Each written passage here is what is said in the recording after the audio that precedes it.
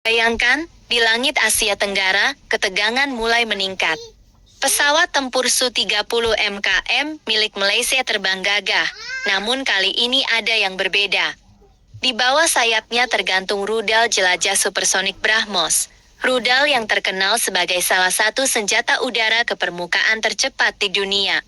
Dengan jangkauan lebih dari 400 km dan kecepatan di atas Mach 3, rudal ini mampu menyerang pangkalan udara, pelabuhan, atau kapal perang dari jarak aman, tanpa harus mendekati wilayah lawan.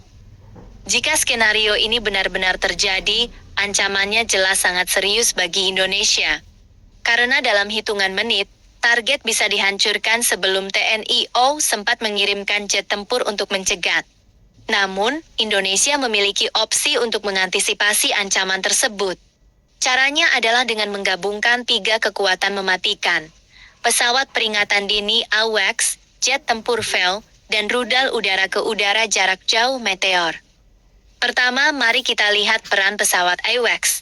Ini adalah pesawat mata-mata udara yang mampu melihat jauh melampaui radar pesawat tempur biasa.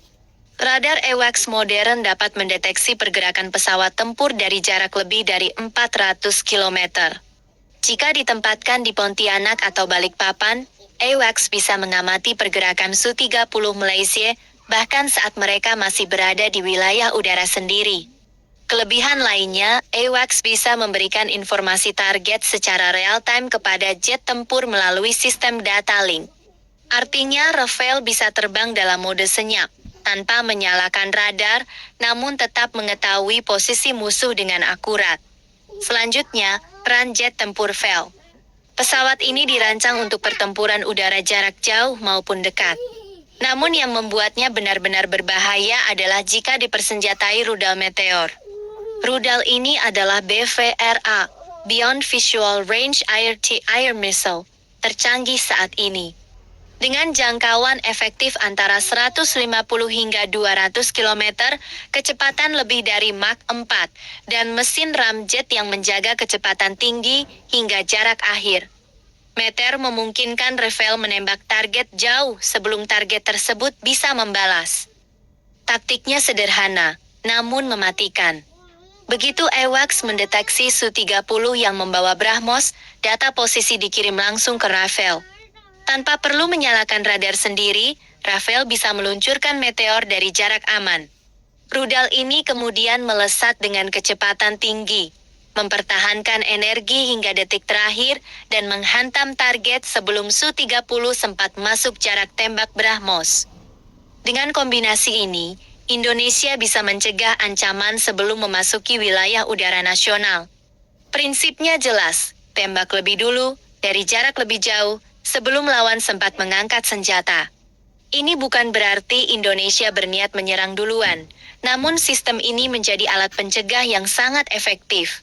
Malaysia, atau negara manapun, akan berpikir 2 kali sebelum mengerahkan pesawat tempur dengan senjata strategis seperti BrahMos, jika tahu Indonesia punya kemampuan untuk mendeteksi dan menghancurkannya dari jauh.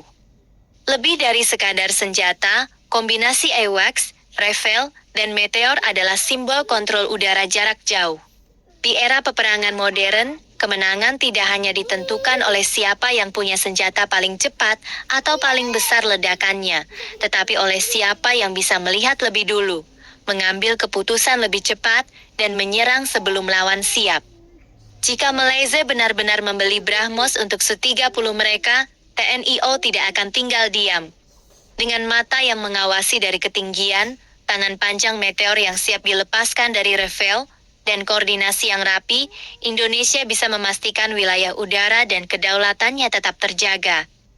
Di langit, pertempuran dimenangkan bukan hanya oleh keberanian, tetapi juga oleh jarak pandang, kecepatan reaksi, dan presisi serangan. Dan dengan kombinasi ini, Indonesia punya semua itu.